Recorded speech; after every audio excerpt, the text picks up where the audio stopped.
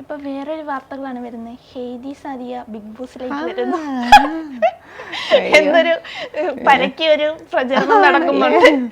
പരക്കെ ആരാണ് ആ പ്രചരണങ്ങളൊക്കെ നടത്തുന്നത്? സോഷ്യൽ മീഡിയയിൽ മൊത്തം അങ്ങനെ സോഷ്യൽ മീഡിയയിൽ ആരാണ് അങ്ങനെ നടത്തുന്നത്? എന്നോട് ചോദിക്കാണ്ട്, എന്റെ അനുവാദം ഇല്ലാണ്ട് എന്തിനാണ് നിങ്ങൾ? എന്താണ് അതിൽ റിയാലിറ്റി? റിയാലിറ്റി ഒന്നുമില്ല, ഞാൻ പോകുന്നില്ല ഈ വർഷം. എന്തായാലും എനിക്ക് ഈ വർഷം ഞാൻ പോകുന്നില്ല. ഈ വർഷം എനിക്ക് കോളോ ഇന്റർവ്യൂയോ അങ്ങനെ ഒന്നും തന്നെ ഉണ്ടായിട്ടില്ല. അതുകൊണ്ട് ഈ വർഷം നിങ്ങൾ എക്സ്പെക്ട് ചെയ്യണ്ട. ഭാവിയിൽ അങ്ങനെ വരികയാണെങ്കിൽ പോവാനുള്ള പിന്നെ ചാൻസ് ഉണ്ട്. പിന്നെ പിന്നെ പോണ്ടേ? പോവും. ഇനിയിപ്പോ ധൈര്യമായിട്ട് പോവാലോ.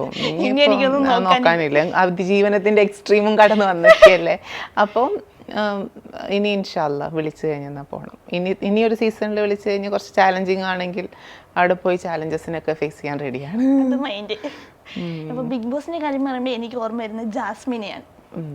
ഓക്കെ, ജാസ്മിനായിട്ട് ഇപ്പൊ കോണ്ടാക്ട് ഉണ്ടോ? ജാസ്മിനെ ഇടക്ക് വിളിച്ചിട്ടൊക്കെ ഉണ്ടായിരുന്നു. അങ്ങനെ വീട് ഷിഫ്റ്റ് ചെയ്യുന്ന കാര്യമൊക്കെ പറഞ്ഞിട്ട് വിളിച്ചിട്ടൊക്കെ ഉണ്ടായിരുന്നു.